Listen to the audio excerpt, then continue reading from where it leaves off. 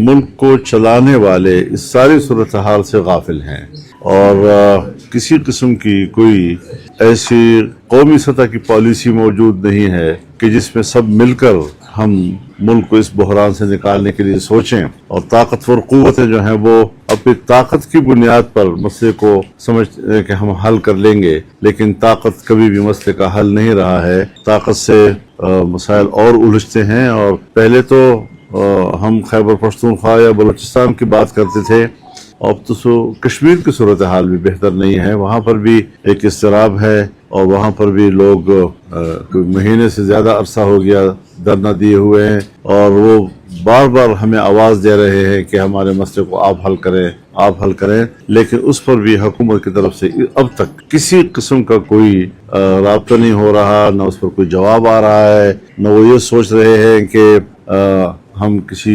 को इसमें किरदार अदा करने दें। तो ये सारी वो चीज़ें हैं जो मैं समझता हूँ कि इस वक्त कौमी सतह पर मुशावरत के मोहताज हैं और एक इंसाफ पर मबनी पॉलिसी बनाने का तकाजा करती है। नए सूबे बनाना, नए डिवीज़न बनाना, नए ज़िले बनाना, नई तहसीलें बनाना, नए टाउन बनाना, ये इंतज़ामी मामलात हैं और इंडिया में भी सूबे बने हैं और लेकिन हमें अपने मुल्क की जो इंतज़ामी साख्त है उसको पहले देखना चाहिए, उसका पूरा मुताला करना चाहिए। नकवी साहब हमारे बरखुरदार हैं, लेकिन कुछ वक्त से पहले बालिग हो गए हैं। अब ये मालूम नहीं है कि उन्होंने ये बात जो है वो अपनी ज़ाती कैपेसिटी में की है, लेकिन अपनी ज़ाती हैसियत में बात करना कैसे मुमकिन है जबकि वो इस वक्त एक काबीना के मेंबर है। क्या वो ये कह सकते हैं या वज़ीर आज़म पाकिस्तान ये कह सकता है कि ये मेरी आशीर्वाद पे हुआ है या मेरी इजाज़त से हुआ है, या काबीना ये कह सकती है वफाकी के ये हमारी इजाज़त से हुआ है, या किसी और तरफ से कोई बात हुई हो तो वो भी वाज़ेह कर दी जाए।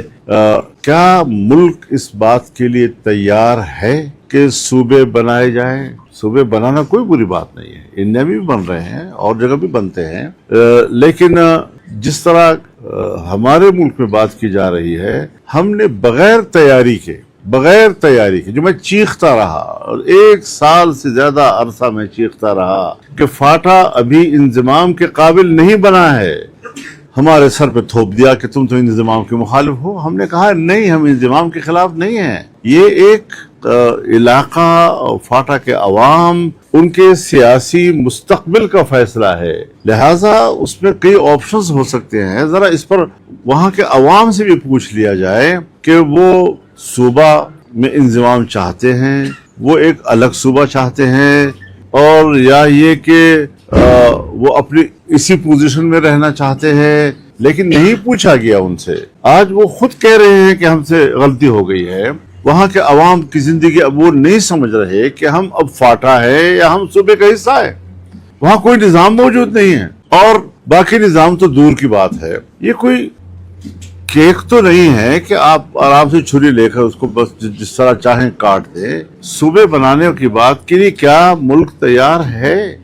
आप मुझे बताएं कि अगर 4 या 5 भाइयों का मुश्तरका मकान हो और उसके बाज़ हिस्सों में आग लग जाए, तो उस वक्त वो आग बुझाएंगे या उस वक्त वो कहेंगे आइए जरा भाई आपस में तकसीम कर लें? तो हर चीज के लिए कोई माहौल बनाना, सिवाय इसके कि जो पब्लिक को दरपेश प्रॉब्लम्स हैं, जो मुश्किलात हैं, जो इस वक्त बदअमनी है, जिंदगी अजीरन है, उससे लोगों की तवज्जो हटाने के लिए आपको हम सबको एक नई बहस में उलझाते, रोज रोज नया इशू उठाते हैं, फिर उस पर बहस होती है। ये सुबह पहले कई बार हो चुका है। हम सूबे के खिलाफ नहीं है कि सूबे ना बने, उसूली तौर पर नहीं है हम लोग, लेकिन अगर कौमियतों की बुनियाद पर बनेंगे फिर शक्लें क्या बनेगी, अगर महज इंतजामी बुनियादों पर बनेंगे फिर शक्ल क्या बनेगी, और इस पर हर सूबे का अवाम का एक रद्दअमल आएगा और वो कहेंगे कि भाई होना चाहिए, नहीं होना चाहिए, मुझे इस सूबे में शामिल करो, मुझे न शामिल करो। ये सारी चीजें जो हैं ये अभी बाकी हैं और एक मुश्किल मसले को इतने आसानी के साथ हाथ डाल दिया गया कि जो शायद ان کے بس میں نہ ہو اور مشکلات اور پیچیدگیوں میں اضافہ کر لے. تو یہ مجھے خطرات ہیں کہ ہر چیز جو ہے مشاورت سے ہونی چاہیے تھی. یہ پورے ملک کا مسئلہ ہے، ملک کے ہر شہری کا مسئلہ ہے. یہاں پر مختلف قومیتیں رہتی ہیں، ان قومیتوں کی اپنی ایک شناخت ہے. آپ اس کو نظر انداز کریں گے یا ان کو سامنے رکھتے ہوئے کریں گے؟ یہ سارے معاملات وہ ہیں کہ جس پر غور و فکر کی. جہاں تک محمود خان اچکزئی کا تعلق ہے، وہ لیڈر آف دا اپوزیشن ہے. ان کی کیپیسٹی جو ہے وہ ایک حلقے یا ایک خاص قومیت تک محدود نہیں ہے. اس وقت ان کو میرا مشورہ یہ ہوگا کہ وہ فوری طور پر جوائنٹ اپوزیشن کا اجلاس بلائیں تاکہ ملکی سطح پر ان بحرانوں کا مداوع کرنے کے لیے ہم بیٹھیں اور اس کے لیے ہم کوئی سوچ بچار کریں. وہ ایک علاقے کے لیڈر نہیں ہے اس وقت کہ وہ بس ایک پشتون بیلٹ میں بیٹھ کر پشتونوں کو بلا لیں. تو میں ان کو یہ تجویز کروں گا آج کوئٹہ میں بیٹھ کر آپ حضرات کی موجودگی میں کہ بجائے اس کے کہ وہ ایک علاقائی اجلاس طلب کریں، وہ ملک کی سطح کا پورے اپوزیشن کا اجلاس طلب کریں اور اس میں پورے ملک کے حوالے سے ہم سوچیں. اور اگر وہ نہیں کر سکیں گے تو جیسے آپ نے فرمایا، میں آپ کے سوال کے جواب میں بات کر رہا ہوں، اپنی طرف سے نہیں کہہ رہا ہوں، کہ پھر جمعیت علماء اسلام پورے ملک کی سطح پر ایک آل پارٹیز کی طرف جائے گی اور اس کے لیے پھر لیکن ہم ان کو موقع دے رہے ہیں کیونکہ منصب انہیں کا. میں نے اس ملک میں جمعیت علماء اسلام کے نظریے کو فروغ دینے کے لیے زندگی گزاری ہے. دنیا میں سارے نظام ناکام ہو چکے ہیں. اگر ناکامی والی باتیں ہیں تو ناکام تو پوری دنیا میں اب جمہوریت بھی ہے، آمریت بھی ناکام ہو گئی ہے، کمیونزم بھی ناکام ہو چکا ہے، اور اب رہ گیا ہے مغرب کی سرمایہ داریت، مشرق کی آمریت اور عسکریت، اور اب یہ چیزیں ہم پر حکومت کریں گی. ہم نے پاکستان میں اپنے نظریات آئین کے مطابق قرآن و سنت کا نظام، ایک پارلیمانی جمہوری نظام جس میں سول سپرمیسی کا ایک نظریہ موجود ہے. پاکستان میں مارشل لاءیں لگتی رہی ہیں. پاکستان میں سیاستدانوں کو موقع نہیں دیا گیا. پھر اگر سیاستدانوں کو موقع دیا گیا تو انتخابات میں دھاندلی کر کے اپنی مرضی کی اسمبلیاں بنائی گئیں، اپنی مرضی کے حکومتیں بنائی گئیں، جس سے کہ عوام کے نظریے کے مطابق کام نہیں ہو رہا. اور چونکہ اسٹیبلشمنٹ کی سطح پر یہ ساری چیزیں جو ہیں انجینئرڈ ہوتی ہیں تو ہمارا فرض ہوتا ہے کہ ہم ملک کے آئین کی بات کریں، ملک کو آئین کے مطابق چلاؤ. یہ ہمارے پوری قوم کے درمیان ایک میثاق ملی کی حیثیت رکھتا ہے. اس نظریے پر میں مسلسل قائم رہا ہوں، مسلسل بات کر رہا ہوں. اور یہ چیزیں جو آپ کر رہے ہیں یہ تو گلی کوچوں میں کہیں تھڑوں پر اس قسم کی چیزیں ڈسکس کی جاتی ہیں. یہ اس لیول کی نہیں ہے کہ آپ مجھ سے براہ راست اس قسم کا سوال کریں. پہلے تھوڑی سی سیاست سیکھ لیں، اس کے بعد پھر ایسے سوالات. میں ایک عرصے سے کہہ رہا ہوں کہ یہاں جمہوریت نہیں ہے، یہاں پر پارلیمنٹ کی اہمیت ختم ہو گئی ہے.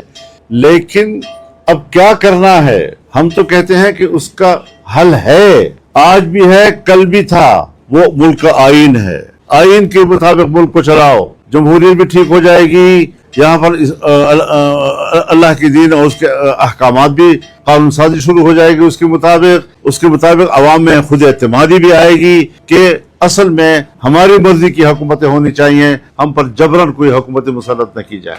لیکن وہ دھاندلیوں کے ذریعے دھوکہ دیتے ہیں کہ جیسے واقعی یہ عوام کی حکومتیں ہیں، جبکہ یہ بھی انہی کی حکومتیں ہوتی ہیں اور پیچھے لگام انہی کے ہاتھ میں ہوا کرتے ہیں. تو اس حوالے سے عوام پریشان ہے، عوام کی کوئی حکومت نہیں ہے. میں یہ سوچتا ہوں کہ پہلے یہ بتایا جائے کہ کس کیپیسٹی میں انہوں نے یہ باتیں کی ہیں. وہ کابینہ کے ممبر ہیں، اگر ناکام ہو چکا ہے تو پھر یا تو اپنی حکومت سے کہیں کہ وہ مستعفی ہو جائے یا پھر کم از کم خود مستعفی ہو کر میدان میں آ جائیں. نہیں، نوکری بھی اسی طرح پہ کرنی ہے اور باتیں بڑی بڑی کرنی ہے. تو میں اب کیا کہہ سکتا ہوں، چھوٹے لوگوں کو بڑا کہنا پڑا ہے. مجھ کو اکثر ایسی تکلیف کئی بار اٹھائی میں. دیکھیے، آئین بنتا ہے، آئین کا مقام جو ہے وہ یقیناً ایک بہت بڑے دستاویز کی ہوتی ہے، لیکن وہ قرآنی دستاویز نہیں ہے کہ اس میں کوئی تبدیلی نہیں کی جائے. تبدیلی کی بھی اپنے اصول و ضوابط اس کے اندر ہیں، پارلیمنٹ اور اس کی 2/3 اکثریت سے.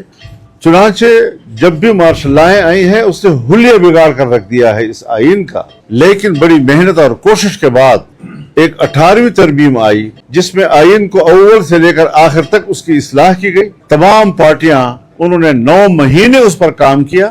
جتنا کام سن 73 کے پورے آئین کے بننے پہ ہوا تھا اس سے کئی زیادہ وقت جو ہے وہ 18ویں ترمیم نے لیا تھا، جس میں تمام پارٹیاں ایک چھت کے نیچے بیٹھی اور انہوں نے اس پر کام کیا اور ایک متفقہ ترمیم جس سے کہ آئین کی اصلاح ہو گئی. اس کے بعد ابھی جو 26ویں ترمیم آئی، ہم نے ایک جمعیت علماء اسلام نے تنہا مذاکرات کیے حکومت کے ساتھ، اور ایک مہینے کے اندر ہم نے ان کو 34 شقوں سے دستبردار کیا اور ان کو ان کی مرضی کے مطابق آئین نہیں لانے دیا. اور اس میں پھر ہم نے کچھ اپنی مطالبات شامل کیے، سود کے خاتمے کے حوالے سے، وفاقی شرعی عدالت کے حوالے سے، اسلامی نظری کونسل کے سفارشات کے حوالے سے وہ قبول ہو گئیں.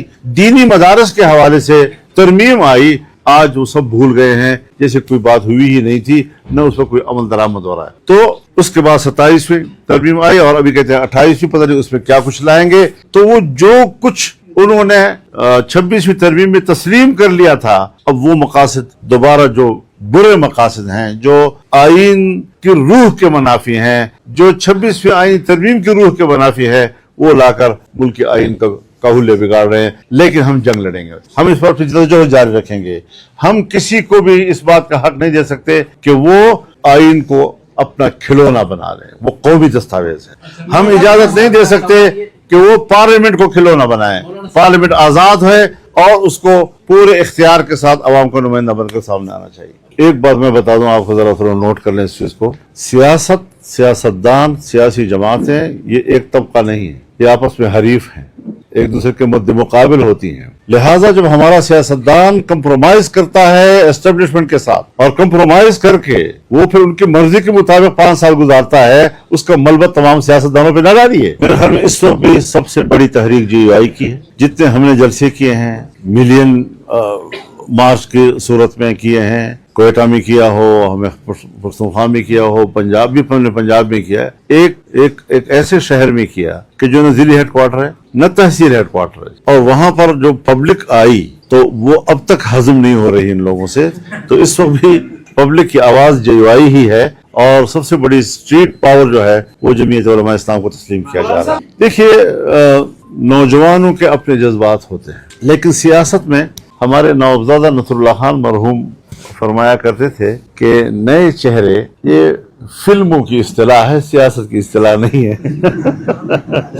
تو جہاں تک ہے نوجوانوں کا تعلق، جوانی میں جذبات غالب ہوتے ہیں اور بصیرت، تجربہ وہ ذرا کم ہوتا ہے. جو سیاست میں ایک لمبا عرصہ گزار کر بہت سے حالات سے گزر چکے ہوتے ہیں، تجربات سے، تو وہ جو پالیسیاں بناتے ہیں، وہ جب ایک آئیڈیا قوم کو دیتے ہیں، اس پہ زیادہ وزن ہوا کرتا ہے. تو ہمارا نوجوان کو بھی یہ سوچنا چاہیے کہ ان کے جذبات کا احترام، وہ ہمارے آنے والے مستقبل ہیں اور ہم اپنے مستقبل کو روشن دیکھنا چاہتے ہیں. تو ایک ایسا نوجوان کہ جس کے مستقبل وہ میرا مستقبل ہوگا، میں اپنے مستقبل کو ایک اچھا مستقبل بنانا چاہوں گا، اس کو روشن بنانا چاہوں گا، تو مجھے اس سے امیدیں وابستہ ہیں. اور میں چاہوں گا کہ ان کی جو جذبات ہیں وہ ضائع نہ ہوں، اور وہ جذبات کے رو میں بہ کر ایسی تحریکیں کہ جس سے کے بعد جو آپ کی تجربہ کار سیاست ہوتی ہے، جن کو حالات سے گزرے ہوئے وہ عرصہ گزر چکا ہوتا ہے، وہ پس منظر میں چلے جاتے ہیں. اس سے بحران میں پیدا ہوتے ہیں.